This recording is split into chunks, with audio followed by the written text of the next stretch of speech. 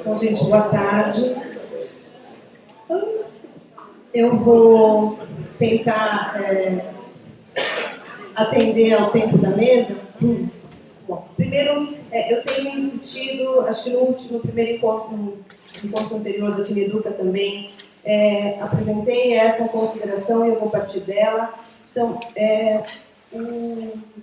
o que eu vou tentar apresentar aqui são alguns casos, algumas reflexões sobre estudos de caso no Brasil e fora daqui, que envolvem a questão da privatização. Então, de novo, eu não vou utilizar a terminologia não mais por opção, né? Não utilizo mais mercantilização, comoditização, não, é privatização. São formas e estratégias de privatização, no caso da educação básica, ok? Então, quando me referi, me parece que essa ideia, esse conceito atende de forma mais ampla aos processos, ao conjunto de processos de transferência da responsabilidade do Estado, que o Juan, no caso, anteriormente apresentou sobre o Chile, da responsabilidade direta do Estado sobre a oferta, a gestão e a efetivação do direito à educação, tá bom? Bom, o trabalho resulta de pesquisas que o GREP vem realizando e, mais recentemente, de um trabalho que eu e a Teise, professora da USP de Ribeirão Preto, desenvolvemos, e da minha tese de livre-docência. Do levantamento relativo, de um levantamento de uma categorização, né, dessa produção, de 1995 até 2014, sobre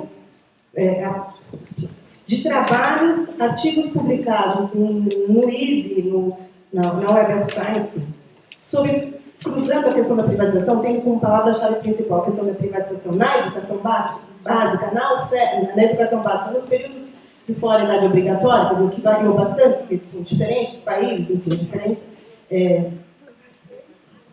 campos, né, sobre os quais os artigos se referiam. Eu construí esse quadro, né, síntese, dividido em 3, o que eu chamei de dimensões da oferta, o que o GREP vem chamando de dimensões da privatização da oferta da educação básica, então da oferta educacional, entendeu?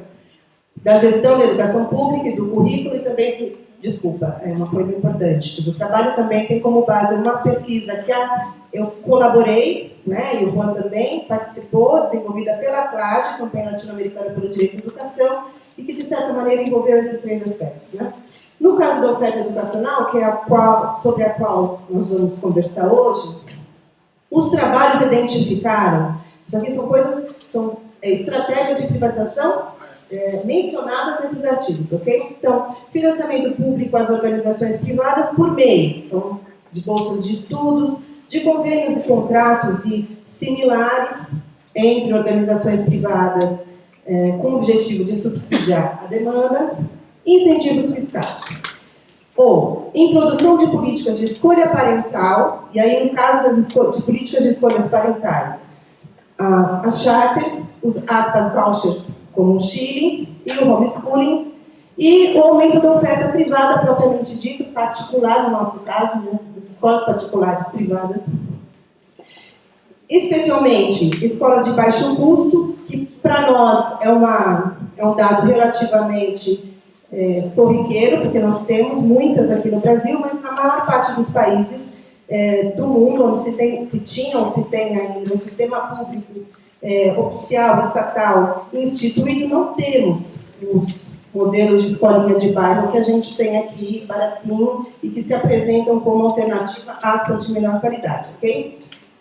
A ampliação das matrículas propriamente, né, dessas escolas privadas, particulares privadas, as tutorias, são as aulas particulares, e as aulas particulares, desculpa, as tutorias, as aulas particulares.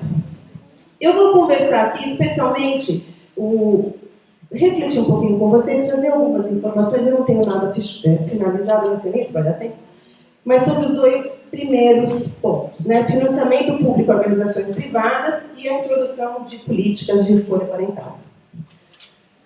Bom, quem já me viu falar, mas acho que não dá para a gente ignorar que esse processo de privatização da educação básica, ele ocorre num período de ampliação da presença do capital financeiro sobre a lógica, na lógica do próprio capitalismo. É um outro momento do capitalismo, não vou entrar em detalhes aqui, quiçá algum economista interessado em discutir essas questões. Eu acho que a gente está precisando disso, porque não é à toa que são os bancos e as entidades privadas vinculadas aos bancos que crescem. Ontem o Amir Cair pontuou, inclusive isso. Então, são os grandes, no caso da educação, são os braços sociais de grandes bancos, financeiras, fundos de investimento, que passam a agir como startups, de experiências, de escolas, e impulsionada ainda por uma orientação, uma agenda internacional, a chamada Agenda 2020,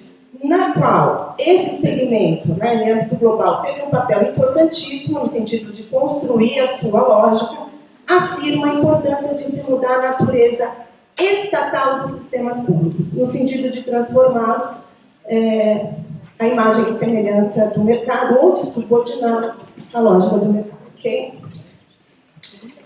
Bem, essa conjuntura, ela exige, ao mesmo tempo, ela exige e ela decorre de novos pactos, aspas, e programas, e de um novo acordo, um renovado, um novo nome para pactos historicamente estabelecidos, no campo dos setores hegemônicos, mas que têm recebido o nome de nova governança pública.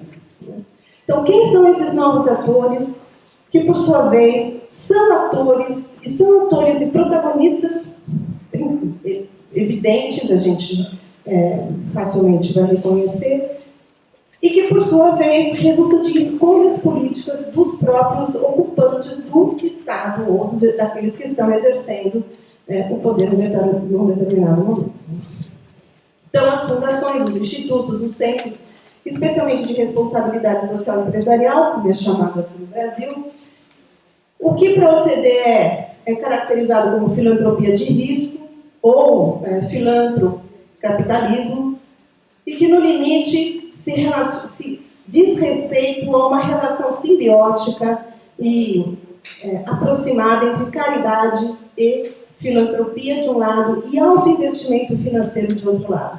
Quer dizer, como ganhar dinheiro, como transformar o campo da filantropia em campo de negócio. Isso. Enfim, esses são um grupo. O segundo grupo são as empresas privadas propriamente ditas, como atrás aqui, no caso a gente também tem discutido bastante a presença das grandes editoras por meio da venda dos sistemas privados, a Pearson, Santillana, etc., que cada vez se concentram, se tornam maiores ainda, são quase estados transnacionais, e grupos de advocacy, que aqui no Brasil, o Movimento Todos pela Educação, que o Luiz tem acompanhado, caracterizado, questionado bastante, e um outro movimento que tem ganhado, tem aparecido com maior relevância, que é o movimento pro-choice, o movimento school choice. Claro que existem reações, e existem reações positivas e tentativas também no âmbito internacional de construir, de fazer frente a essas tendências, E aqui eu chamo a atenção para três importantes, do meu ponto de vista, agências de luta, que é a própria CLAD, que é a Campanha Latino-Americana pelo Direito à Educação, a Campanha Global pela Educação e a Internacional da Educação, que agrega os sindicatos. Bom, eu vou falar um pouquinho sobre o que eu tenho estudado em 3 países, Não em 3 países, mas em 3 contextos. Então, no Brasil, Portugal e Estados Unidos.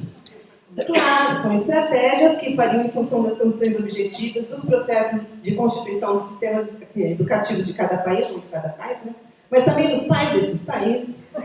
Portanto, muita calma nessa hora. Não se trata de estudo comparado, se trata mesmo de trazer informações que resultam de estudo, de um levantamento ainda de uma pesquisa exploratória. Okay? Então, vamos lá. Lembrando aquela primeira tabela, então eu vou considerar aqui os processos de privatização da oferta educacional, e aí entendendo esses processos de privatização da oferta educacional como operacionalizados por meio do crescimento da oferta privada com subsídio público, via convênios, contratos e parcerias público-privadas. Sobre o que incidem esses convênios? Como é que esses convênios e contratos se realizam? Isso não é novo. Né? No caso, por exemplo, da educação infantil no Brasil, ou da educação especial no Brasil, ou antes da Constituição de 88, com os tipos de financiamento que tínhamos, o salário educação, enfim. Um repasse per capita, repasse de um valor fixo para a instituição, sempre para a instituição privada, ok? Repasse de outros tipos de benefícios, cede o terreno e uma empresa constrói um município, sistema de comodato, enfim, tem diferentes arranjos. A renúncia fiscal, a possibilidade das instituições privadas não deixarem de pagar algum tipo de imposto que lhe seria exigido, e a própria isenção do imposto de renda, que o Zé, no artigo que a gente vai lançar hoje, trabalha um pouquinho, o Zé Marcelino. Bom, privatização da oferta, segundas estratégias. As escolas de baixo custo, que eu já falei rapidinho. A educação em casa, a educação doméstica, o homeschooling, que a Luciane tem estudado, né? E também tem um artigo na revista que a gente vai estar lançando hoje, que eu tenho os incentivos fiscais, as bolsas de estudo, e aí no caso do Brasil, vamos chamar a atenção para que ela é pensada, né, ela existe no nosso caso, no artigo 70 da LDB, ele permite que isso aconteça, né, e no nosso caso, não está relacionado a qualquer tipo de escolha, entre aspas. Então, a bolsa existe, o bolsa ou voucher, existe previsão dele existir, dele acontecer, dele poder se efetivar, e a gente vê isso crescendo na educação infantil em alguns sistemas também no ensino fundamental, mas não é uma escolha das famílias como ocorre no Chile. E as modalidades de charter, que em português se chamam escolas contratadas ou escolas sob contrato, que também, para nós, elas já existem. No caso da educação infantil, elas ocorrem. Né? Bem, é sobre esse último, as modalidades charter, que eu vou falar um pouquinho. Bom, então no Brasil, a expansão da educação obrigatória, como obrigação do Estado, ela é recente, né? Ela é de 88.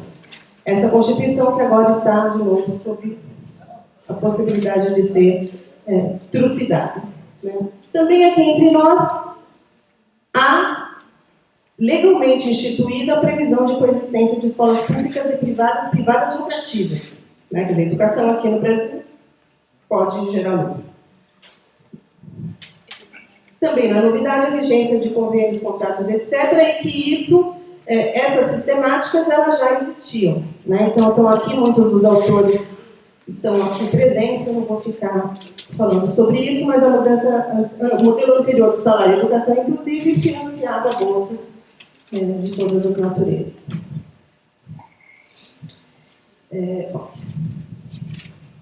Aqui rapidinho, só para ver o crescimento da oferta, né? Como é que o atendimento.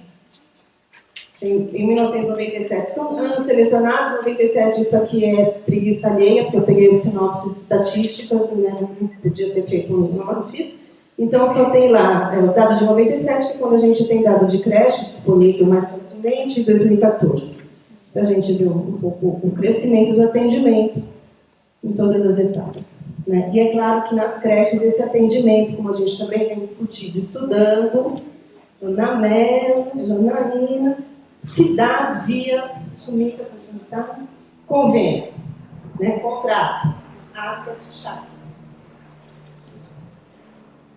Bom, entretanto, essa tradição, estou querendo dizer o seguinte, tem uma parte desse modelo, dessa tentativa de subsídio público à oferta privada, que já existia. Mas tem uma coisa nesse movimento que é novo. O que é isso que é novo? ela adquire uma natureza, um conteúdo para o mercado. Isso ela não tinha. Então, a constituição de um efetivo, o objetivo é a constituição de um efetivo mercado educacional custeados pelos fundos públicos a partir dos sistemas públicos já instituídos. Então, acho que essa é a grande e infeliz mudança. Se antes nós tínhamos os contratos, os convênios acontecendo entre os governantes, o Estado e as instituições privadas, agora nós temos a possibilidade de que as próprias instituições públicas, os sistemas públicos, sejam transformados em entidades privadas. A presença dos reformadores educacionais, como caracteriza o professor Luiz Carlos, que incorporam de uma forma muito mais clara, e atuam de uma forma muito mais evidente, não mais como apoiadores, não mais disputando uma agenda, mas como indutores diretos da agenda educacional, as modalidades de privatização da educação pública. E, por último, em consequência também dessas duas coisas, entre outros, isso que eu selecionei aqui, a alteração dos processos de regulação, da própria possibilidade de transferência de recurso público para as instituições privadas, por meio do termo de concessão, que é o que é utilizado nas parcerias público-privado, que, por enquanto, a gente só tem, no caso da educação, que eu saiba, acontecendo objetivamente em Belo Horizonte e delineada para acontecer no Piauí. Mas agora, diante da crise, também é nossa. E os contratos de transferência para a gestão das escolas públicas por meio das organizações sociais. São, cada um desses núcleos mais fortes, de cor mais forte, são os principais, hoje, quando eu fiz o levantamento, nós fizemos, com o apoio dos estudantes lá da faculdade, é claro que eu não consegui fazer isso sozinha nunca, os principais agrupamentos desse setor empresarial vinculado com interesses no campo educacional. O azul ali, o da esquerda acima, são os parceiros da educação. E todos os grupos, os braços sociais, todos os grupos que se vinculam, de alguma forma, no jogo, estão relacionados ao parceiro da educação na oferta educacional. Embaixo, muito obrigada. Aqui, a Fundação Lema e os que se relacionam com a Fundação Lema. Aqui, o Instituto Brodel e os que se relacionam com o Instituto Brodel. O Instituto Ayrton Senna, Regina. Mas que só um destaque. O Instituto Ayrton Senna, acho que muitos de vocês sabem, a gente estudou bastante, Regina Cestari está aqui, a Dalva está aí, não sei também. Enfim, e se a gente for olhar hoje, quem são os parceiros prioritários do IAS são os governos. Ele está um pouco isolado, além da Unesco e da OCDE. O Porvir e a Fundação Itaú Social. Quem mais se relaciona aqui, por meio do Itaú, da Fundação Itaú Social, parceiros, a Lema e o Porvir, que conversamos ontem. A Rita apresentou no grupo, e eu acredito que isso também vai falar. O caso do Piauí, que está um processo de parceria público-privada em negociação, não sei se fechou com o Banco Mundial. O projeto instituído lá em 2004 em Pernambuco, pelo ICE, e no caso de Campinas, as Nave-Mães, que também nós estudamos bastante lá com o trabalho de doutorado da Cássia Domiciano. Bem,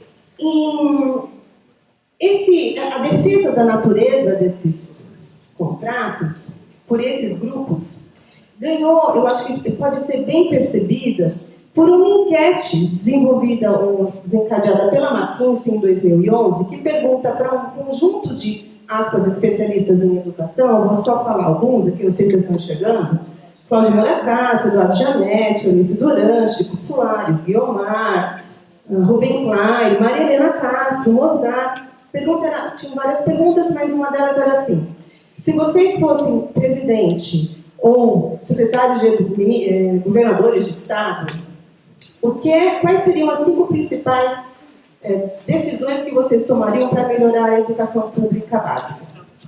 E aí, tem algumas sugestões, mas eu destaquei a que me interessa, que nos interessa aqui, que é viabilizar a existência de escolas públicas com gestão autônoma. E aí eles vão dizendo como eles vão viabilizar isso, o documento vai apresentando. Então, basicamente, o modelo da Fundação Bradesco é um modelo de escola defendida por muitos, né, que é uma instituição gratuita, de direito privado, né, e que o documento defende que seja financiada com recurso público. A criação de mecanismos de um arcabouço legal, a mudança de regulação para que este tipo de possibilidade ocorra. E aí, o caso das charters, então, a transformação das escolas públicas em charters school para que escolas privadas possam receber recursos públicos por aluno matriculado, com matrícula, quer dizer, per capita, né? E isso faria com que esses alunos matriculados nessas escolas deveriam ser considerados como estudantes de escola pública, portanto, com direito aos mesmos benefícios, digamos, né? Obrigada. A merenda, de educação, transporte, etc. E eles dizem que o modelo já existe, né? O financiamento público e a oferta privada já existe no SUS, então o SUS é um dos modelos que o documento faz referência o tempo inteiro, e no ensino superior do ProUni. Bem, rapidinho. Bom, vou pular aqui, rapidinho nos Estados Unidos. Nos Estados Unidos, primeiro assim, lembrar, a educação básica norte-americana, as matrículas são por georreferenciamento. Isso é importante a gente saber, que nós não temos isso ainda no Brasil, pelo menos não na maior parte dos sistemas. Isso é importante saber por quê? Porque as crianças não podem mudar, fazer matrícula em escolas que não aquelas do distrito ou do BOD onde residem, ok? Bom, segunda coisa, os fundos não podem, como a matrícula é por georreferenciamento, o recurso vai para o dinheiro, né? A receita vai para o distrito ou vai para o BOD e, portanto, não tem uma forma de transferência inter-BOD, né? E segundo, você tem a disseminação ideológica de que a escolha das famílias, a escolha parental, a choice, é a melhor forma de garantir uma boa escolha para os seus filhos. Bom, segundo o National Choice Week, que é um movimento grande, que também está no Brasil agora, que está em Portugal, entrou em Portugal recentemente, que busca capitalizar, né, e ampliar, né, advogar em defesa desse modelo, ele caracteriza os modelos de escolha lá nessas que estão rapidinho aqui. Então, escolha bolsas ou vouchers, que eles tratam como a mesma coisa. Políticas de matrículas abertas em escolas públicas, que é para acabar com o georreferenciamento. Seria uma forma de ampliar a possibilidade de escolha parental. As escolas magnet, que são escolas são escolas específicas, que fogem do padrão, são escolas para arte, escola para línguas e para perfis diferenciados. O homeschooling, que já está generalizado e que é incorporado como uma opção, né? Muitos estados americanos, a educação escolar, a frequência escolar não é obrigatória, o homeschooling é uma possibilidade. E, por fim, as charters, né? Que são escolas privadas, de gestão privadas, financiadas por fundos públicos, cuja demanda, quer dizer, a seleção para o ingresso é por sorteio. Né? Nos casos que eu estudei 2 distritos, Washington, D.C., que é onde é mais radicalizado, modelo de charter, e Maryland, que foi um dos últimos estados americanos a autorizar esse formato, por sorteio. Então, de 2002 a 2003, existiam 2.965 escolas, atuando em 36 estados. Em 2014, já são 42 estados que autorizaram, 6.400 400 escolas. Né? E aí, sim, bom, se a gente tem um universo de 15 mil distritos e 80 mil escolas, é um mercado enorme. Por que é um mercado enorme? Rapidinho, gente. O azulzinho são escolas charter gerenciadas por entidades não lucrativas. Então, vocês veem que acrescenta um pouquinho. O vermelho são as gerenciadas por entidades privadas com fins de lucro. E os que estão lá em cima são as escolas autônomas. São escolas charter criadas por... Como chamam? Pessoas individuais, né? Interessados individuais. As maiores, até 2014, pelo menos, as maiores empresas responsáveis pelas charters eram essas, com aquela quantidade de escolas sob sua tutela. Em Portugal, nós também temos escolas em contrato, escolas contratadas, que lá se chamam escolas em contrato de associação. Lá, por isso que com toda muita calma nessa hora, com todo respeito à trajetória, esse modelo de escola contratada, que hoje eles chamam de charter, nasce com a Revolução. E nasce com a Revolução com Revolução dos Cravos, né? Duas características muito fortes. Primeira, uma lógica estatal. Estado, que afinal de contas os caras tinham derrubado uma ditadura. E segundo, com o fato de que garantir rapidamente, isso são os trabalhos, que eu não vou ter tempo de ficar citando, mas eles estão aí, garantir rapidamente o atendimento, especialmente à população adulta, que era analfabeta, das regiões rurais, né, Portugal cheio de vilinha e tal, e para as crianças que não tinham escola. Né? Então, os colégios, os contratos de associação, são colégios financiados pelo Estado e são obrigados a manter a gratuidade. Né? Aplica-se a totalidade. No caso de Portugal, você tem situações em que Portugal, o contrato de associação pode custear, financiar uma turma, uma classe, duas. Quer dizer, a justificativa para esse financiamento é onde não há oferta estatal. Né? Então, aí, ao contrário do que o Juan falou do Chile, aqui o setor privado, pelo menos os autores que estudaram isso lá, dizem que as escolas em contrato de associação em Portugal, elas são subsidiárias à atuação do Estado, como aconteceu no Brasil. Onde o Estado não está, elas estão. Em 2012, 22% das matrículas totais estavam nesse tipo de escola. Não há diferenciação curricular, diferente dos Estados Unidos, que tem uma autonomia relativa, que depende de Estado para Estado, mas há uma possibilidade de alteração, de diferença curricular, formas de contratação diferenciada, precarização, inclusive fim da estabilidade docente. Em Portugal, não. As escolas em contrato de associação, elas são regidas pelo mesmo currículo e pela mesma... Bem, acabando de vez, juro. Portugal, todo mundo sabe que está numa situação complicada. Né? Então, a tal da Troika, e especialmente o FMI, tem imposto várias restrições que agora foram incorporadas pela União Europeia. Uma delas era a transformação do sistema estatal de ensino educacional português no modelo da Charter School, considerando que o próprio Tribunal de Contas português diz, em seus trabalhos, o documento da FMI que cita, que a escola charter é 400 euros, o aluno da escola charter, das escolas em contrato de associação, desculpe, são 400 euros mais barato do que os das outras escolas. Bom, aqui estão os protagonistas, no caso do Portugal, né, que são as confederações, na verdade, da patronal, vamos dizer assim. Né? E, por fim, do mesmo jeito que que aqui a gente já trabalhou bastante a questão da oligopolização da oferta educacional no campo privado, né, o que aconteceu, as fusões que aconteceram com o Objetivo, o Ambro, etc., isso a gente já tem conversado bastante,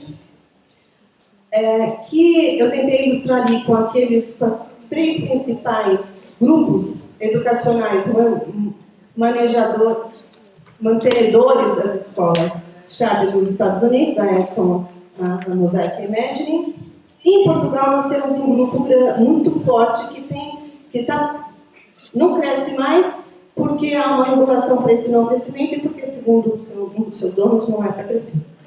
É o Grupo GPS, que dirige 20 colégios privados em Portugal. Desses 20, 14 são em contrato de associação, e isso apenas na zona central de Portugal. Gente, eu peço desculpas, só para acabar, acabando, choice e escolha, na verdade, é puramente ideológica, e o resto a gente continua no debate. Muito obrigada e desculpa a correria.